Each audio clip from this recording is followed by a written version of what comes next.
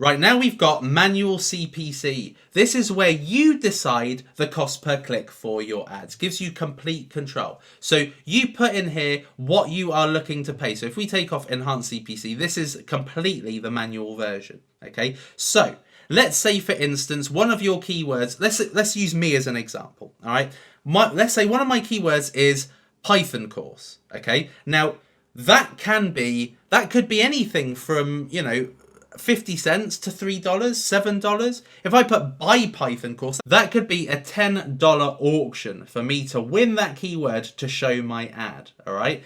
So basically, if you put a default bid, let's say you put $2, right?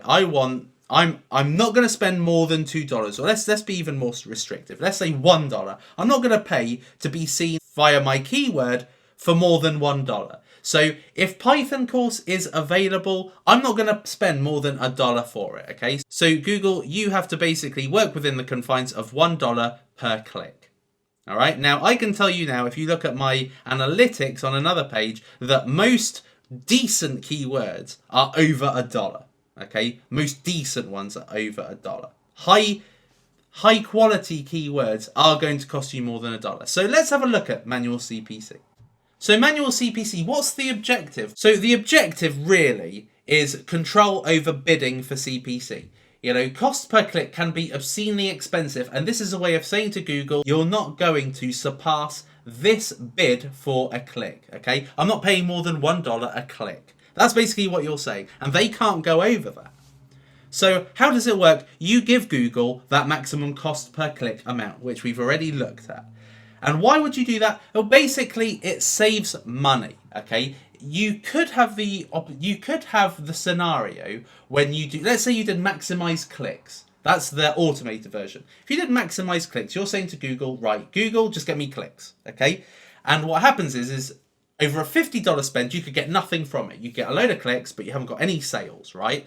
So this is a way of saving that money. You are holding it back. You are controlling it. You're saying, I'm only spending if you get under $1 a click. And it disables wild spending. So if you put a Google AdWord to sell your product, you go to sleep with zero having been spent, and then you wake up and in the morning you've spent all $50, and then you look to see how many sales you've got and you've had no sales. That's wild spending. You've spent a lot and got nothing from it. So this disables wild spending, because you could wake up in the morning having put your Google ad ready to sell your product, and then all of a sudden you wake up in the morning and you've spent about $8 on certain keywords that are very high quality. It got you the click, but it didn't get you the conversion, and you've just lost $50. That's $50. $50, that's a lot you could do with $50. Okay, so this disables wild spending.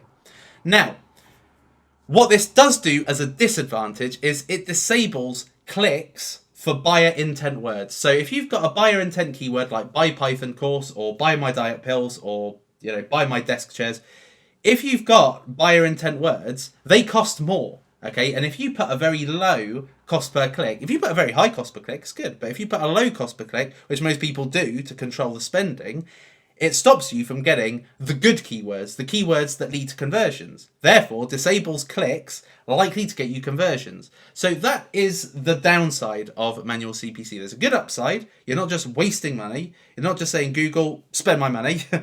You are actually trying to control it, but at the same time, they will say to you, well, if you control it too much, you won't get your conversions. You won't get, decent keywords showing. You won't get decent queries showing your keywords. So that is something to bear in mind. So that is manual CPC, and that actually concludes the different bid strategies.